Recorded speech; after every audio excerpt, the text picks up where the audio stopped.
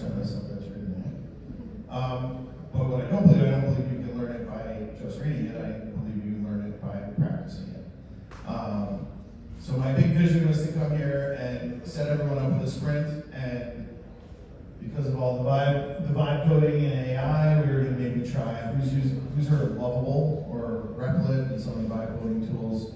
So my idea was almost have a mini hackathon in 2 hours, and so we're pivoting slightly from that, but I think we're going to set up for that. And if you're willing to build something maybe after drinks or while I'm on the plane tomorrow, my promise to all of you, we'll set you up with a hypothesis. I'm not a trained scientist, but that is the term we've been using for assumptions and learning objectives and what you're trying to learn. So I think we can set up a hypothesis on stage.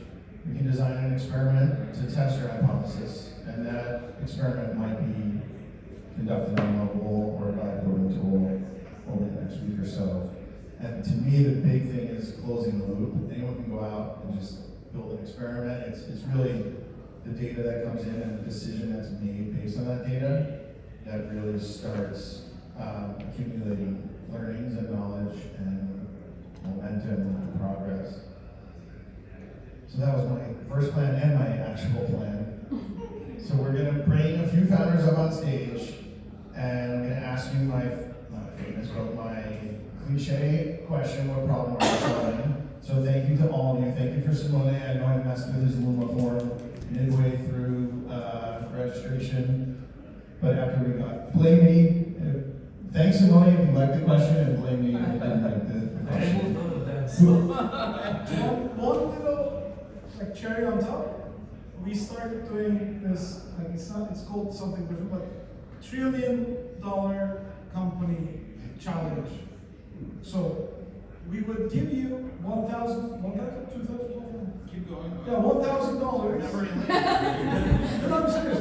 We would give you $1,000 for 0.1% of your company, which makes you a $1 trillion company, or something like that. So this is not for free. If you think you need more than $1,000 to run a test, sorry for the French, you're full of shit. It doesn't work that way. $1,000 should get you to a test, unless you're trying to cure cancer, with that caveat. So if you're really willing, we actually give you $1,000. Not joking. But you actually need to do it and tell us, I did this, I did this, I did this, I did this. This worked, this didn't work, so I changed this. So actually run the full cycle so that you can tell, well, I kind of learned something. That's probably the cheapest. If it works, you used to get more, and if it works, you used to get more. If it works, you used to get more. So again, this obsession about fundraising and I want to be a unicorn, that's not real. So in order to make fun of it, we said, okay, $1 trillion company, and that back then there were no $1 trillion companies except the ones that we gave $1,000. Now there's a couple, but we mean what we mean. We put our food when it matters the most. So, what are the two main resources you usually will need to run an experiment?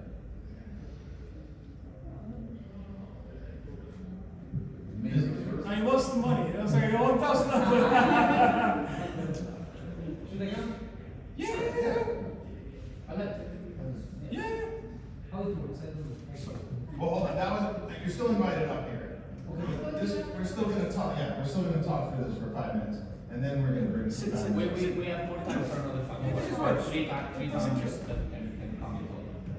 All right. What are the two main resources you need to run 90% of startup experiments? Okay. What do you need to learn from? What do you need? Not to give it away. What are the two main resources you need to run an experiment? One experiment. Yeah. Start. The idea, the two resources. Yeah. You got the idea, assuming you have an idea. Idea money. No, What do you need the money for? To start trying the idea. How? Sorry? With what? With what? You throw money out, and then it lands on people, and then $100,000. What do you do?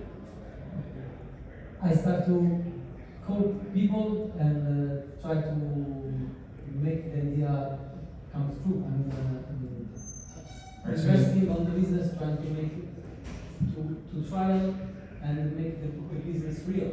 Is you 0 for 2, 1 for 2, or 2 for 2? Did you get one of them right, none of them right, or both of them right? I don't get you. What he said two things. Was one of the two things right? Were the two things right or none of them right? Yeah, but like what we said. Idea, he said idea and money.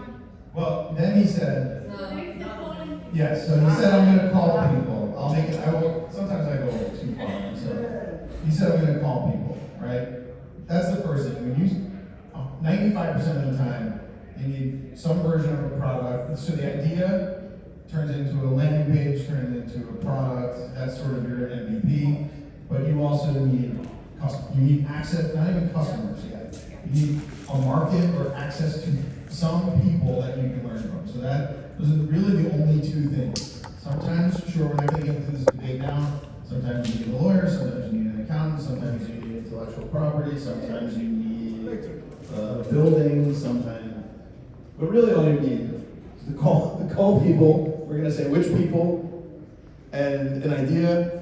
What problem are you solving? How can you translate that? It doesn't always have to be a digital product tonight for the sake of keeping everything uniform. It'll probably be a landing page, but it doesn't always have to be that way. But some vehicle for your customer to interact with to show that you're on the right track, or to get feedback, or to get a sale, or to make progress and to learn. That's all we're going to do for the next hour. It'll make sense as we go through it. We'll add a little bit more structure. It'll be what problem are you solving? Who's your customer? How many of them will do a certain thing to show you that they're interested in your idea over the next, let's say, 3 weeks. So all sprints are going to be 3 weeks from today. Deal? Deal. Great. Shorter. 2 weeks from today. All sprints will now, just come to my attention that all sprints will now be 2 weeks from today. 2 weeks is too much time. Italian time. 2 weeks is like 2 or 3. It will be 3 anyway, so let's start with 2. All right, so I'm going to ask everyone, what problem are you solving? Who are you solving it for? We'll spend 2 or 3 minutes talking about that, and then we'll get a little bit into your hypothesis that I believe this number of those people will take this action to show me that either they agree with that they have the problem, agree with the solution, are willing to buy it from me, some action in some quantity within 2 weeks.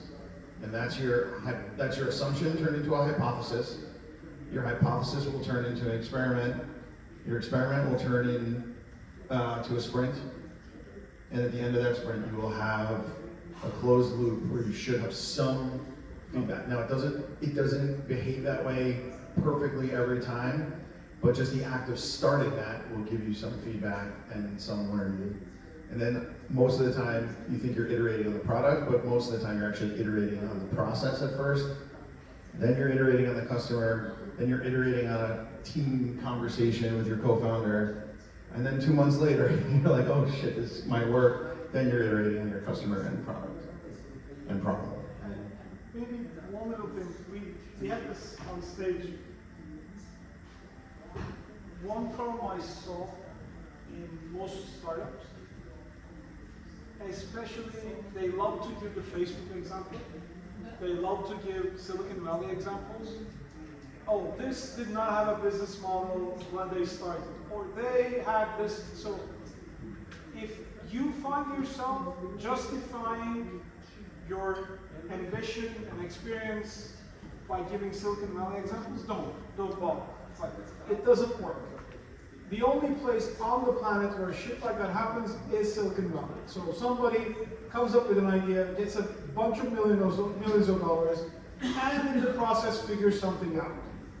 I'm not sure, but I don't think this happens in Italy. It doesn't happen anywhere else. So that's why you need to understand, I need a lot of users, so that then at one point I will find customers. That does not work anywhere else. And it's still, I think, actually doesn't even work in US at the moment. So That's why I asked, like, oh, there's users. Users will learn. I mean, remember the education example. Lots of students, they will learn, they will be better. But like, who's the customer?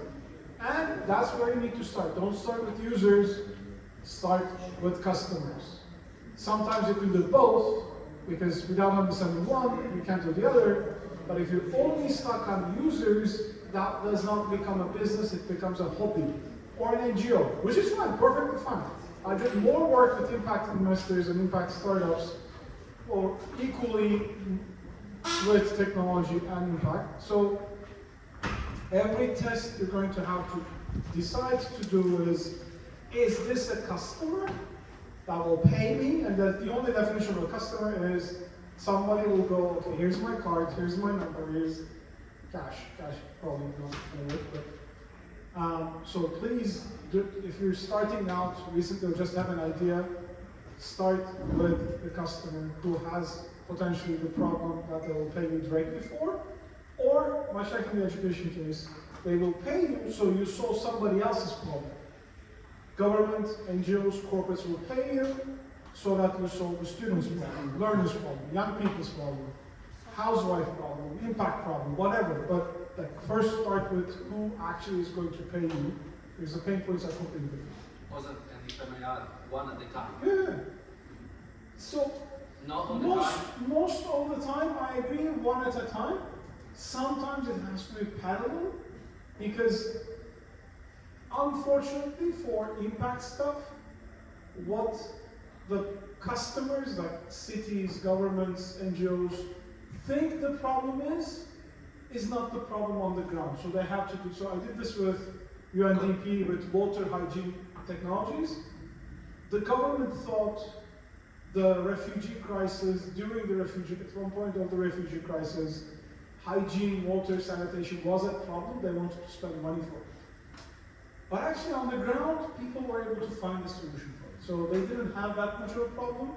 So when there's lots of investment to mobile toilets or mobile shower systems or hygiene systems, they went unused completely, but like, oh, people need hygiene. Yeah, but they figured it out. Like, that's why culture played a role and everything I else. wake up every day looking for mobile toilets. Like, Right, come to Turkey, I'll give you one. For free. It's a discount price. 50% off for the first user. but if it's like, let's say, a traditional B2B SaaS, something like that, it's always better to focus on I agree. one I type, agree. If you're solving the problem of the customer, that's much better. I think that sometimes, like when you think of your startup, it's not immediate that you think that a buyer persona is different from your user persona. Sometimes you just focus on like how are this person. Like in one of the books that we all read, I can't remember which one, but there was a great example, right? That someone who was building a kid's toy, and like thinking like, oh, okay, we need to make it this way for the kids. But in the end, it was the parent who had to buy. And so the product was perfect for the kids, but the parents were interested because it wasn't like educative, like it was educational and so on. Right? And so it's not that immediate though, that you think, oh, okay, I need to think about user persona, and I think a lot of realities immediately, because it's not always that straightforward B2C kind of business that has that B2C or B2B2C has that kind of tricky area where you need to think, okay, this is who uses my product, but this is also who's going to pay for it. So that my advice is always want to like make sure that you have really thought of your personas, because I know that it sounds fictional, but it's gonna it's really gonna help you get to the market. Just in the end, again, the only one that matters. You just set me up for something, and I guess I can't help myself pivoting on the spot and making Simone nervous. So we're gonna get to the deep dive with individual founders. We're gonna do something that's very impossible for Ozan and myself. We're not gonna give feedback. Let's go around the room, everyone say what problem you're solving and who your persona or customer or user is. Starting from Every single person. That has a, if you really don't feel comfortable, but starting from you. try it. You go last. Sorry. Alright, fine, sorry. What kind of problem? Yeah. First of all, I would like to briefly explain. No, you can't. Only the business no, idea? yeah. Okay. No, not the business idea. No. What problem problem I are solve? you solving? Okay. What are you solving it for? The problem I solve is for any store, clothing store, any store that sells clothing, the supply chain tracker to track all them products and give the digital product passport to the final customers. What's the problem? The problem is that now the situation in the fashion and mainly in the fast fashion business, which is my main business, I import from Bangladesh and Pakistan. So there is a very bad reputation for some brands like Shein, the others that manage in not an ethic way the things. So for the people that want to play ethics, the problem I solve is for the people that they want to play ethic is to demonstrate to the final customer that them productions are more suitable and not so hurting the planet. Why? Why is that a problem? Because the final customer is more sensitive than before and give a prioritization on the clothing or the products that has this kind of. So I'll try to frame it for you, Yeah. because I work with culture, creative, technology. So not just globally, in Europe also. Okay. For fashion brands who are losing revenue because of how perception is changing from the customers, I help them report better practices in production in order for them to sell more or not lose more customers. Okay. Does that make sense? Yeah, that's right. Okay, good. Nice. Good. It looks you always done Do you know, I know my shit. So Thank you. why is that? How big of a problem is that? How? Big of a problem is that? How big? Yeah. I think it's very big because every Good. So, exactly, I love it. He said one thing that's very beautiful. He said, I think, therefore I am. No, it doesn't work that way. How you think? This is the biggest, not mistake, could be a mistake. We are biased. We think, oh, it's a great idea. I think, so the minute you find yourself saying, I think, is exactly what you need to, which we call an assumption. Yeah. You assume everybody thinks that way as well, because we think alike. He thinks this way, I think this way, therefore everybody thinks this way. So, this is the test. Yeah. Exactly. No, perfect. I think, I don't know anything, therefore I need to go and talk to, who do you need to talk to? To the customers. No, who's the customer? My customer is the store. Okay, store who? Store is not a customer. No, The store is brand, corporate brands. Corporate brand is- I have to talk to the CEO of the company, to the buyer. Much to better. the product manager. Wait. CEO, buyer, so there are three It people. depends on the size of the company. Aha, Sometimes so- I'm able to talk to the CEO, sometimes just to the Beautiful. So, this is exactly CEO, product manager, or production. buyer. Yeah. If the size of the company is different, so the people you need to I talk to talk is to different, different people, yeah. so you need to tell me not store owners. You need to tell me companies who have more than 10 million euros of revenue. Yeah. That is still a small store, because stores like this, there's everything. Yeah. So then you need to be very specific. Okay. My customers, I think, will be companies who sell products that have 10 million euros of more revenue. I will talk to the CEO. Or companies who have 2 to 3 million euro revenue, I'll talk to the production manager, or vice versa. Yeah. So don't say stores. Okay. Stores doesn't exist. More specific. More specific. Then you have a test. Okay. Then my question will be, how are you going to find these people?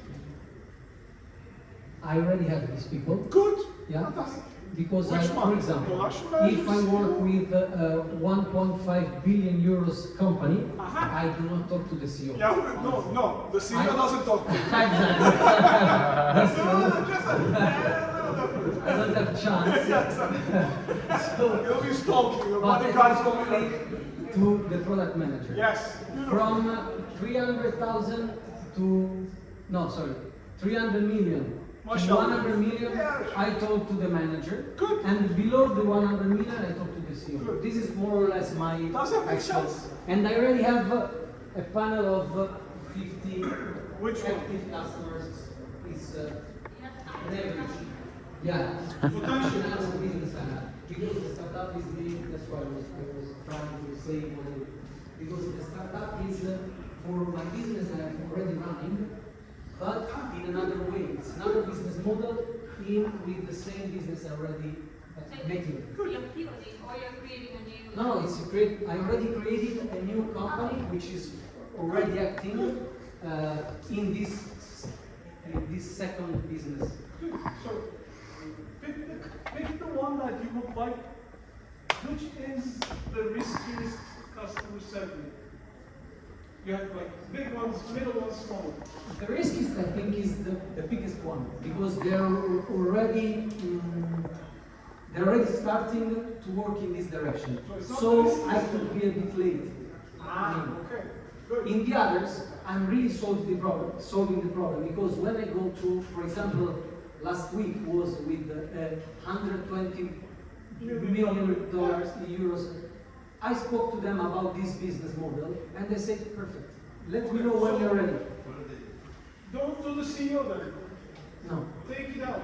If you think, which is, you had insight, not that you thought, because I said, I'm solving. Yeah. The ones who liked you most, that's the only thing that matters.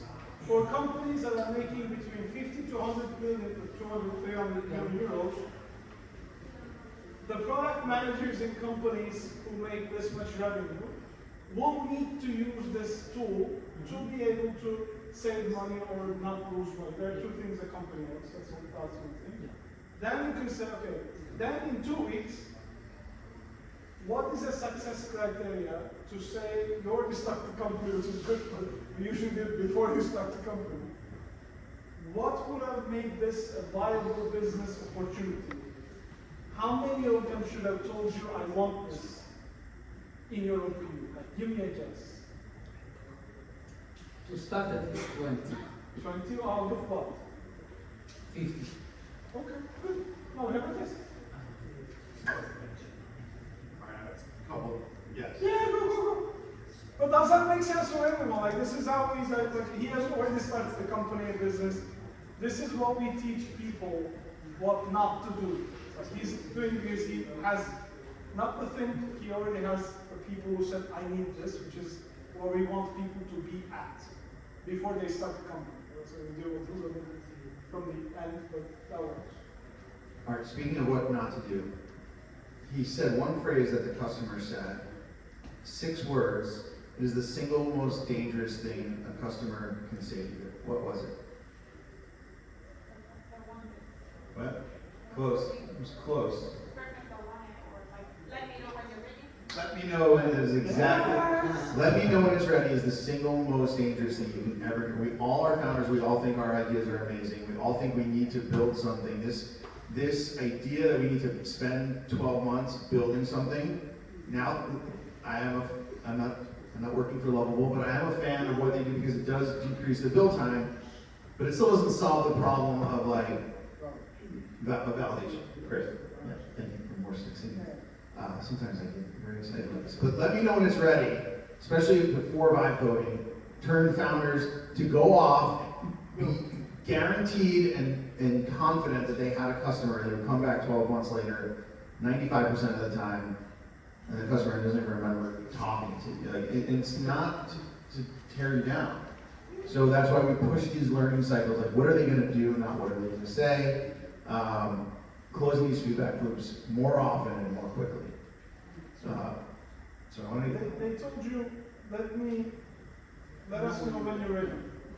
What's the next question you should ask? Would you pay for it? What would you pay for? Now, What would you? immediatamente. Not would you pay for it? Because if they will always say yes, then you give it to them. And what would you pay for it? Like, Now, immediately. If I give you what, will you be ready to pay me? And then they'll freeze. Okay. That's the real. Then they leave the blue screen, like Windows screen, because they have no idea. They're not lying to you. They're not bad people. But they don't know. So when they tell you, oh, bring me, they just want to see, because I have no idea. That's why I can't describe you. If they can't describe you, then it means whatever you bring them will be inefficient, not good enough. So this is the tricky piece. What do you need to solve now? What can I give you now that you're willing to pay? Interest, money, better. Data could be better. So try to get something out of them in the next 2 weeks. Does that make sense? Yeah. Thank you.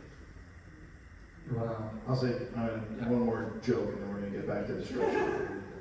I think we learned two things that are impossible from that exercise. One thing on the founder side, one thing on the mentor side. One thing I predicted. On the mentor side, it's impossible to not give feedback. It's literally impossible for us. Mostly if your name is Ozan. Not just Ozan. No, it's not.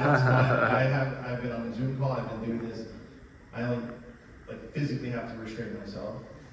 Not you, but us for sure. It is impossible. It is impossible not for us to leave it alone and just let it. It is impossible.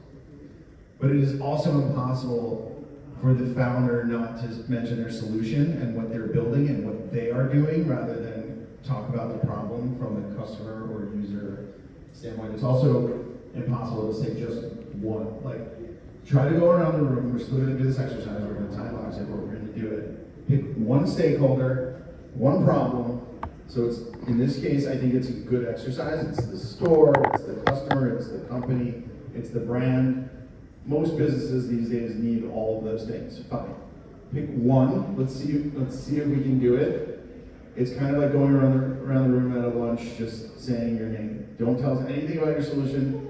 Don't say the word I'm building, I'm doing. If it's a verb, it means you're talking about your solution. I'm solving this problem for this customer. You will be rewarded for just passing the mic, and we will do our best to shut the F up. No, not you. That wasn't me. I'm just saying. Yes, don't fight now. Let's see. Let's see if we can do it. We'll set a timer for 10 minutes. Okay. Let's see how many we get through in 10 minutes or less. But wait, Adam, it's not clear to anybody what you just okay, can you just make it much easier? Like everybody has to do this, just founders. Can you make I'm solving this problem for this person. Yeah, but so do they talk to? Do they talk to themselves or do they talk to you? To us. We're gonna pass the mic around in 10 minutes or less. Let's see how many. No. Raise your hand if you're No, but Adam, it's not clear. Okay. Okay. If anybody is building something that has no customers yet, just an idea, doesn't need to be a unicorn idea. You guys are here for a reason. If you don't have an idea, just come up with an idea. That's perfectly fine. Even if you have a customer, everyone has. Shoot, let's start. Let's see how we. So what do they need to say? I'm solving this problem. I'm solving Well, burnout for women founders. Great. Do it again. I'm solving burnout for women founders. Perfect. I fucked up already.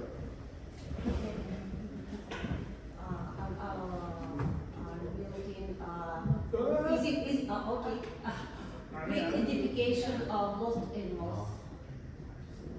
Say again, so. Quick identification of lost animals. With it? Quick identification of lost animals. Okay. Fantastic. Quick identification of lost animals. Lost animals, not lost animals. Go, Stefan. Go. I'm not building animals. You are. Okay, so let's say I'm trying to make more easier for founders to find the right program. Magnifico. We build a digital twins of human organs, in particular functional digital twins. That's an actual business. I know. Sorry. I thought, yeah, it's not just an idea. I'm solving the access of resources of unused items. For?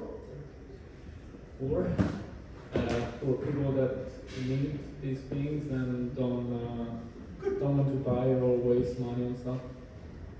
Good. I'm trying to teach this method to a future founder. Good job. Thanks. I'm the assistant. You're solving a problem.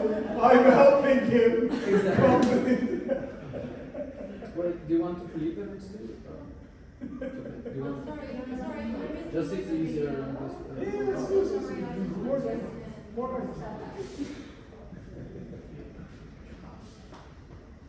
I provide guidance and means to people with ideas.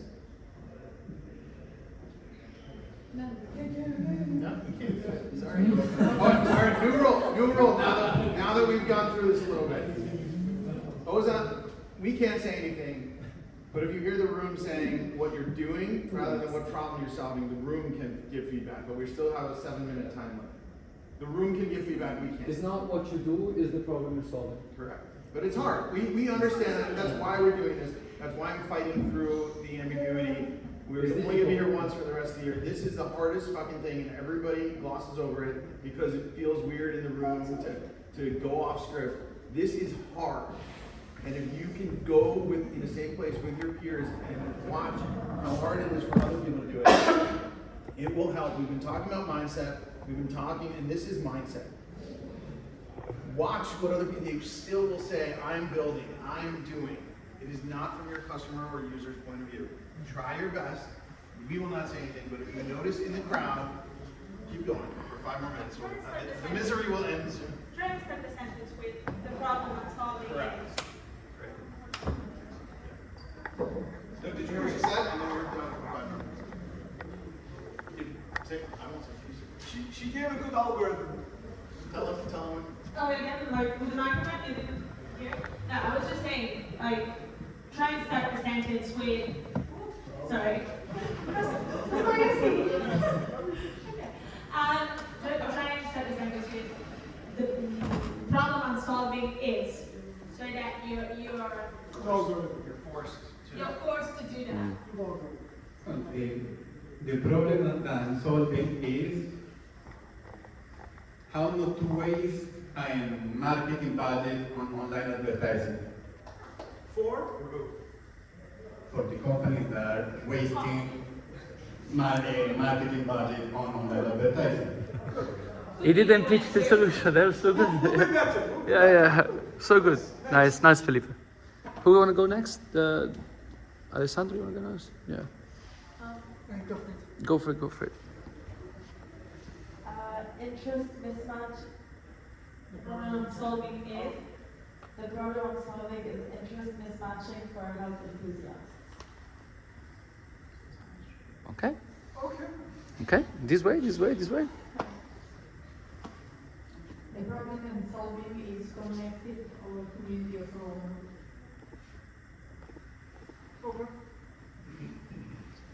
The problem I'm solving is finding smart, ambitious founders that I can invest in for myself. I'm solving my own problem. Usually works. Paolo? My God. Well, the problem that I would want to solve is safe parking and safe working. For people, for improving ways of for diminuting the time of your time parking, or improving the facility management of public space. Yes. Yeah. Oh my God. Thank you, Paolo. Okay, what I'm solving is that the companies and startups tend to communicate and look in different ways, so I help them to send out.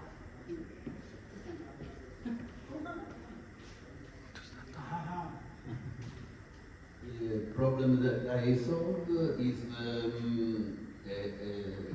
credit access for small company with the new method of invoice trading. Here. I wanted to help, so it works. So, for example, the people with ideas. The problem is solved the past. The problem. So, Ron, people with ideas are aged between 0.1 to 99.9. So, you say people that are 0.1 don't have ideas. I'm not saying that it's not possible. Exactly. So, next time, don't say people with ideas, because that's 0.1 to 99.9. I thought the purpose was being as generic as possible. Then it doesn't make any, sorry for the French, freaking sense. So again, that's really problematic. Like, I know where we want to go with this, but then there is no way you can understand. Oh, he's a problem that is, person that is, person that is, person that is, person that is. It just doesn't become possible. So, people in college, start with someplace. Then you can change. And the other part, like, we all make the same mistake. Companies. What is a company? Yeah. Yeah. What is a company? How do you define, when you see, what is a woman, you see, you define. What is a man, you see, you define. How do you identify a company? A company is a business that needs to get some customers and... A company is a piece of paper that the government of Italy said this is not a company. Like I said, literally a piece of paper. It doesn't exist. It's not real. The people who are working for the company are not working for the company, the paper. So there's a role in the entity that is running it for the shareholders. So everybody who says B2B doesn't mean there's a person with a job title that's given that job, so he finds a solution to make money for the shareholders. But then the term we use it as a company. Job titles, 100% works much better. That's actually what only works. I think that's what we were saying before, but your value personas, you kind of have to write them down, like what do they, who they are, who are you selling to? Because if you go, large corporations, but if you go to the innovation manager and you try to sell them like an HR program, the guy is gonna be like, yeah, this is it. But if you go to the HR department and to the procurement, they're gonna be interested. So it's really important because you might miss an opportunity because you haven't really thought through who is the person you're talking to. And I'll just, what someone else said before is like, sometimes when you try to explain your solution, you go to extreme length to explain your solution, and you would like to tell me more and tell us everything. But when you try to explain your problem, it's just a sentence and you go ahead. And I think sometimes we need to spend much more time on the problem than on the solution. Because if I grasp your problem and I understand why it is a problem, I'm much more inclined to invest, to like build the product, to use the program or use the product. I can think of like an important scale up right now in Italy. But one of the reasons why I got so invested in like what they were doing years ago is that I could actually feel the pain of what they were solving. I had no idea how they were going to solve it. I didn't really care because they were building a platform. Good of them. I just wanted the problem fixed. And sometimes What was it? well, the Italians would know that it is a startup that it is a startup. No, they know it. It's a startup that solves bureaucratic issues for payroll, that HR. So when JetHR came out, I was one of the first users. To this point, my company uses JetHR, but they don't accept small companies like mine anymore. But I was one of the first users because it was solving a huge issue, which was talking to payroll, accountants, or wherever. They were just sending like thousands of emails and files that I couldn't understand. And they did a platform, and they do everything for me. I don't have to worry, and I pay a lot, honestly. I'm willing to pay a lot because they're solving an issue. The problem hurt a lot. The problem hurt a lot, and I'm paying much more than I used to pay before, but just the peace of mind was worth it. And till this day, I don't know how they're solving it behind the platform. I don't really care.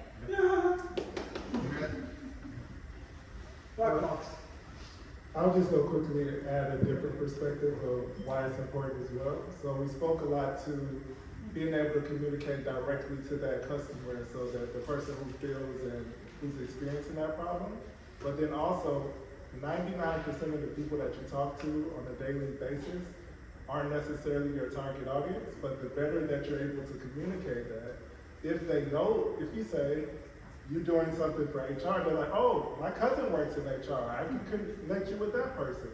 So it's not just you're trying to talk to somebody to either sell to them or to be able to communicate to them. You're introduced to everybody that they know as well, the better that you're able to communicate the problem that you're solving and what you're able to do too.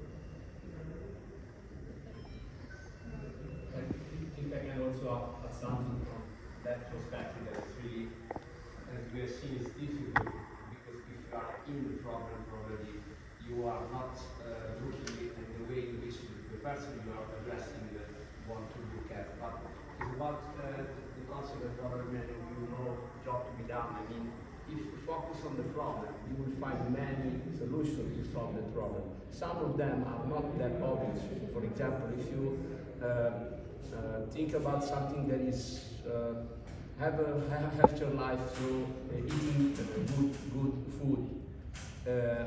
Probably food is not the only solution to have a healthier life. So if you change your perspective, you can see that there are so many other incumbents or concurrent people that are trying to solve the problem in a different way. So it is not so obvious because, for example, when you ask me which kind of problem I'm solving, since I am a consultant at the beginning, I was a little bit, but then I remember what we talked about at lunch just a few days ago. I said, okay, I have a problem I'm trying to solve. It is not my work, it's something that is similar. So I think this is an exercise that is really, for every one of us, is really useful. It's even for me as a professional people, I need to understand which kind of problem I'm solving for my clients. So that just try to do this change of perspective that can be a nice, good exercise. And I think to your point is that a lot of people, I think what happens when you, and that includes me, I have my share of failures, but what a lot of people fall into is that they fall in love with the solution. And when you fall in love with your solution, you just are blinded. You don't want to change. The market is telling you, the customer is telling you, but you just feel like that's the right way to go. And that is going to lead everybody into a big mess. Yeah. But because the truth is, if you focus on the problem, you fall in love with the problem, that doesn't matter your solution. Like, you're going to find a solution that works. But then when you start from the solution, you kind of it's going to be hard because you don't have your market fit. You don't know if that's, maybe it happens, maybe it works, and then you're really lucky. But if you start from the problem and you really fall in love with that pain that you really, really want to solve, then the solution can change, and it will change, and it should change a lot in the coming years. Luis is going to tell us something, and then we'll get back on track. Thank you again. I give you the book you should So Adam this weekend, he showed me a video of Ernesto Ciroli. So he was telling a story about some Italian producers. Which country were they in Africa? I forgot. Okay. one country in Africa that they're going to the local population and saying, what? The book is something of the Zambezi, that's obviously not. Go ahead. Thank you. So he went to the local population, let's say in Zambia, probably another country, Yeah, that's right. asking the question and wondering why they didn't do agriculture. Why don't they plant tomatoes? And so they went down, they taught everyone how to plant tomatoes, and the population were not interested. They were just not interested. So they brought a big group of people, they planted the tomatoes, they were super happy. Population was not interested still. Tomatoes got planted, beautiful, they were happy. The night after, all the hippos came out of the water, ate all the tomatoes, and the population was like, see? We're thinking about the solution, right? Not the problem that you're trying to solve. So that's the hook I was given for you to tell the story, but I appreciate it. Yeah. Trying to shut up more and more in my life. No, that's not what What are you saying? That's not what you want. Why don't you just speak? All right, so now we'll do what we came for originally. Thank you for indulging that exercise. It's hard. It's really, really hard, but we're here to do hard things, not easy things. We're going to do easy things. You don't need us to do the easy stuff. I love your algorithm, the problem solving. Another way to do it is you inspire me. It is difficult for these people. It is difficult or frustrating for these people to do this thing. And then if you want to even add on to that, the way they're solving it now, you're not usually competing against another startup. And then, oh, this person got funded or this person, it does happen. I think that was our story. But the most of the time you're competing with apathy. You're competing with people that don't give a shit. You're competing with people who are just happy the way that they're solving it now. With parking is a good example. So we'll go through some of these, but think of how your customers are solving the problem now, which is where Jobs to be Done came from. They were literally watching in a restaurant how they're solving their milkshake problem. All right, who's brave enough after all this? I think we'll go to. All right, come on.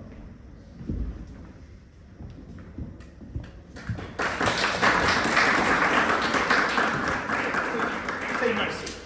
It's okay. Take my seat. Don't prevent me.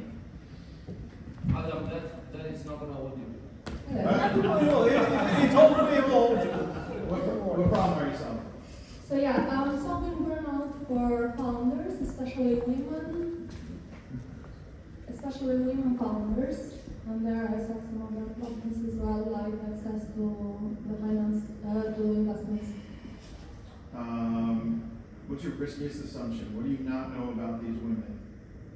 What do you need them to do? And Yeah. something. What I didn't know before was that because I actually went to interview them this summer.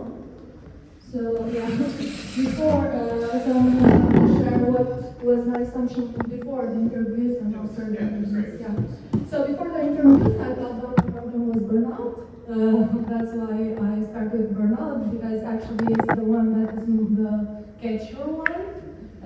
Because we function for patterns, so the burnout is something quickly to understand.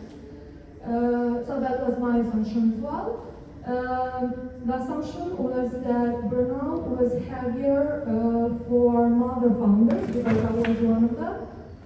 So I went to interview mother founders, but I couldn't find enough.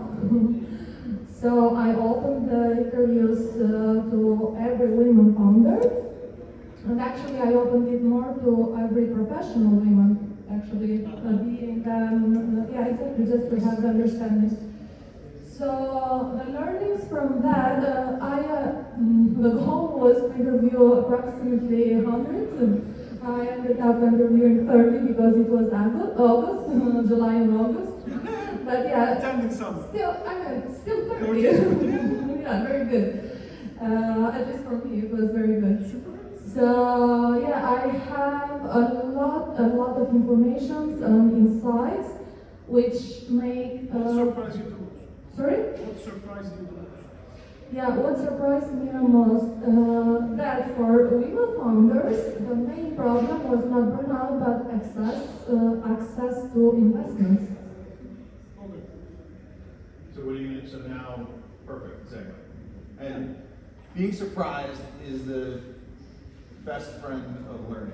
This whole thing is about learning. If you're not doing, we've all heard about a unique value prop. If you're not learning anything new, you're probably not doing anything unique. And you're not challenging yourself. It's easier than ever to code. It's easier than ever to access customers and travel and do it. We all want to encourage founders, but you also do need to add value and be unique. So we'll have that conversation over drinks. But yeah, put yourself in a position to be wrong, to be surprised, to learn something new, and continue to apply those learnings. That's the only way. Yeah. And something else that surprised me, and I shared this with you during when we were waiting for the others during the bunch, was that, as I said, I opened to every professional women because I thought, you know what, there's not enough mother founders here, so I got to open it. So I did it. And then, after the interviews, I actually, so I'm willing to build a sustainable, like truly sustainable ecosystem for founders. So, here comes the interesting thing is women for me and for me, but it's, you know what, it depends on where I'm sharing it, because here I'll say for every founder who feels like isolated and burn out.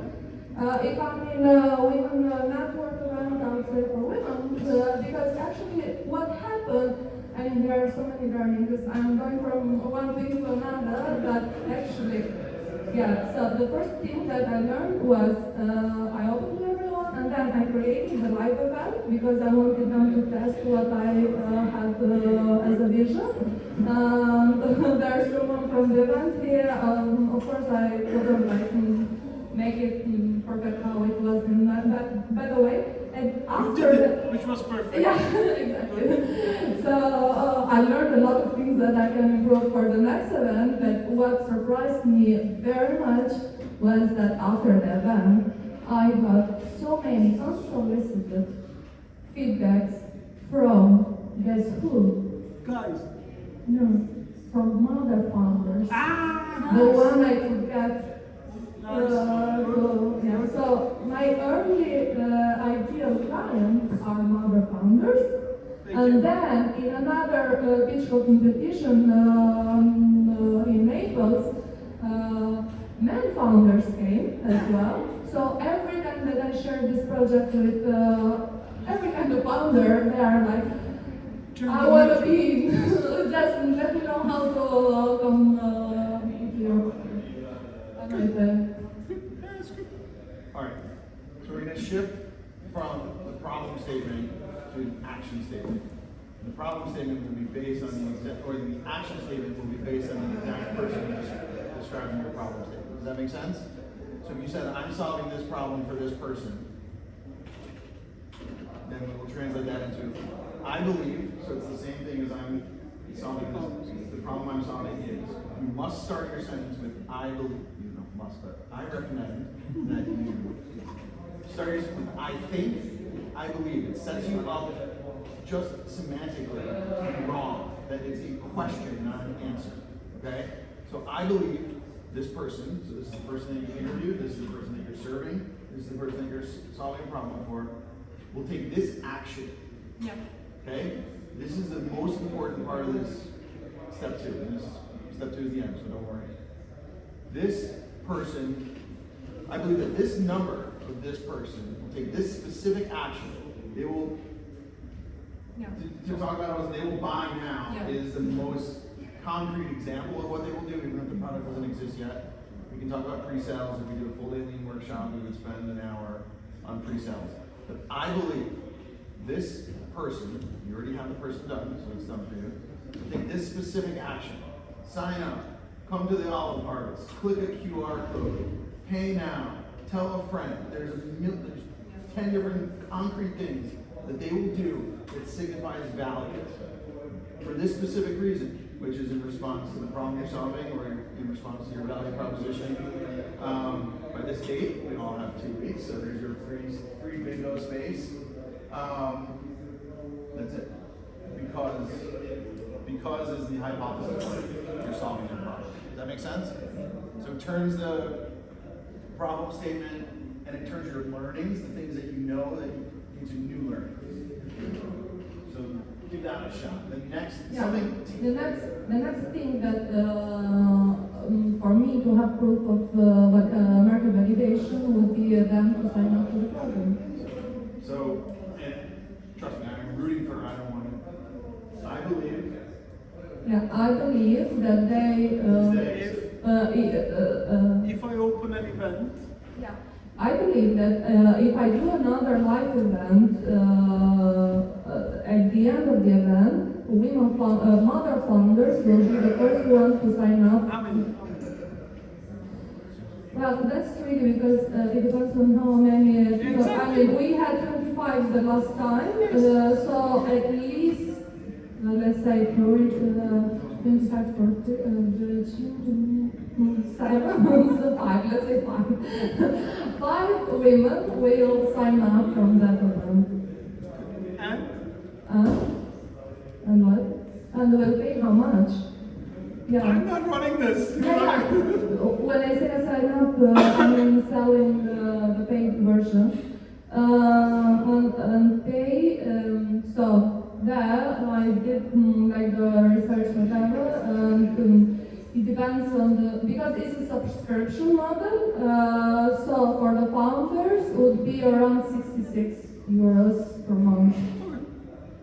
If I do an event, if I announce an event in the next 2 weeks, yes, I will have 5 subscribers at pay me 66 euros a month. Yes. Okay, that sounds very good. All right, close. We have the time for one last person. So who wants to do pretty much the same? The sister. Push it. No, it's good. He knows what to do. Somebody want to do the last one? Or we close it? No, we're doing one more. Okay, how do we force people? Like, We might. okay, Felipe, come, yes. Here. You do the AC Milan version. By the way, does somebody know there is like a bar in the station that serves like beer or something? Like a shitty place here. Yeah? Yeah. But if it's good, we're not going to go there. Very, very low standards. They're good, but terrible. Just wondering. We can go there, but when it's beer, we have a beer, when we are ready. You tell you exactly what's the make a difference. When it doesn't matter. But when we're in red, no price will matter. We're going. Yeah, yalla. We promise. Yalla. We'll go quick. And if someone wants to help moderate it other than me, it forces you to Helping others will help you learn more. Easy. How to raise funds without asking money.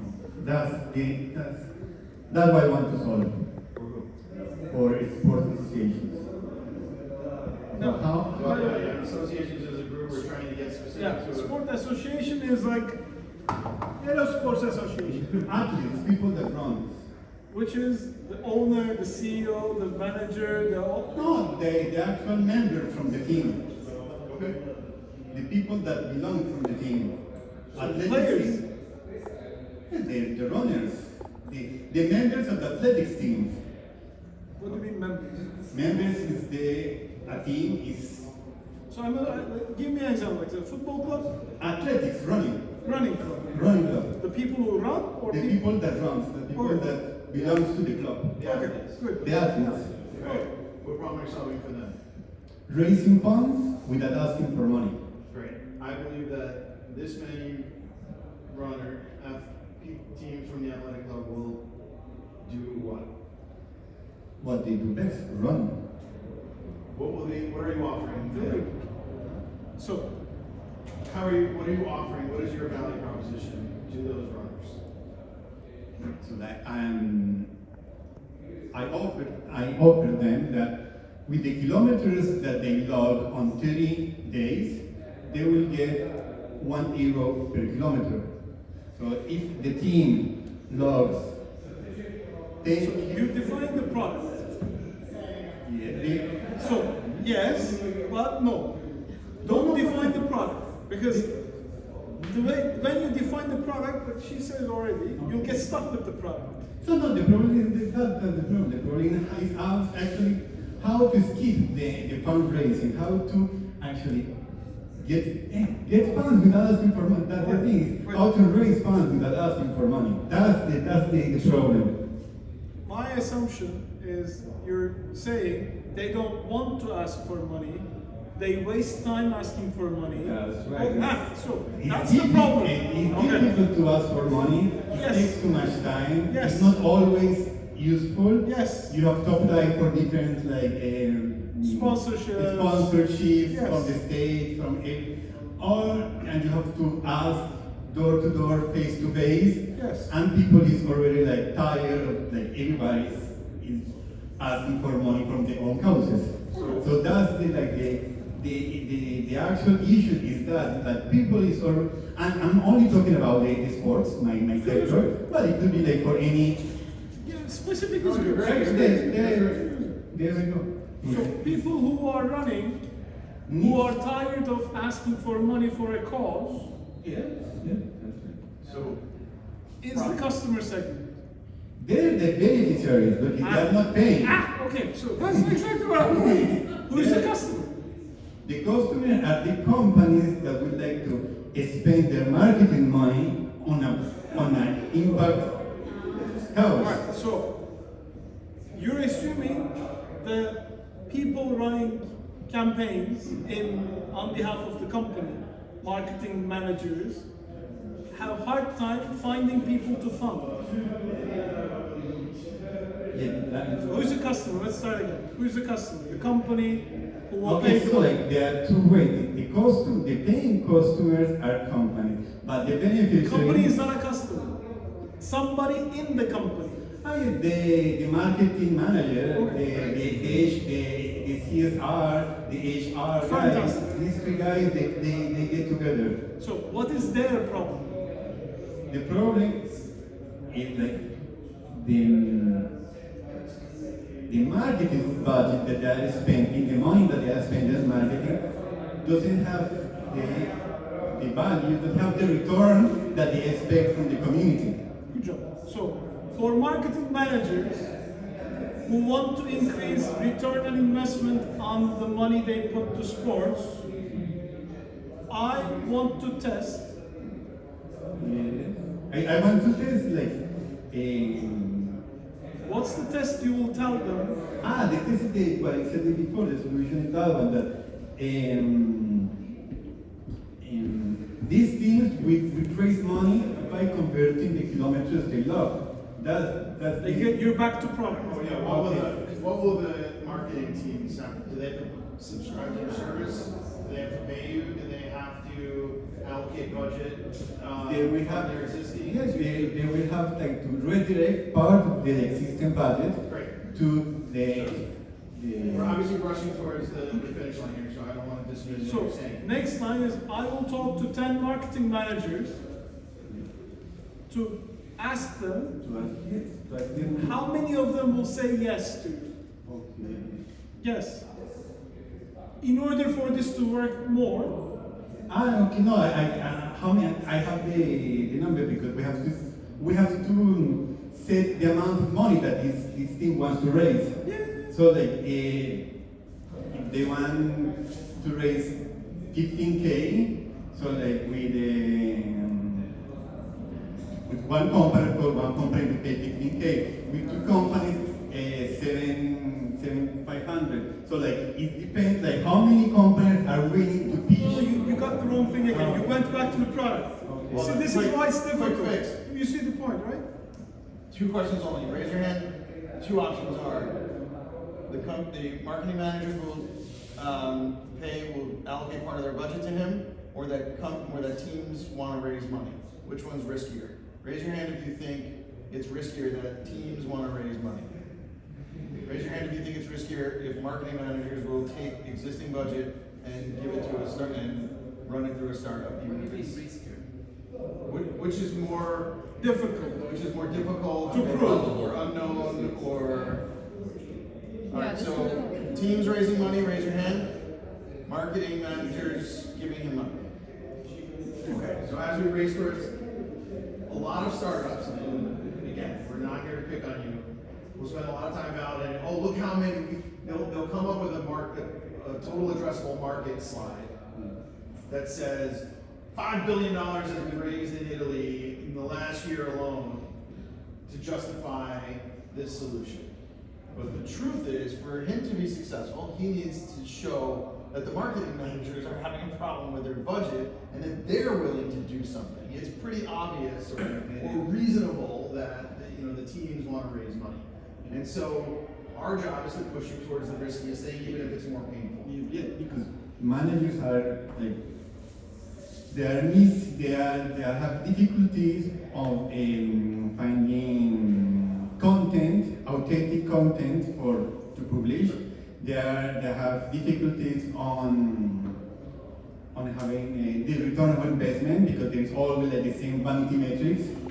And the other one that are missing like how to engage the employees and the community on social service. These are the great assumptions. So my framing, I will talk to 10 marketing managers and half of them will approve they have wasted X amount of dollars that they think could have been better spent. Like, that's the assumption. Because if they tell you, we are happy how we are spending the money for that. Exactly the point. Yes, yes, beautiful. Exactly right. Okay. Great. Cool. Nice. Now we go to the shitty place to drink.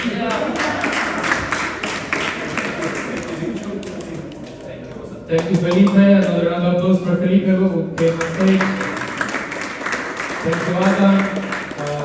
Thank you, Ozan, Earl, and Erika that stayed with us all the way. There you go. Make it. Okay.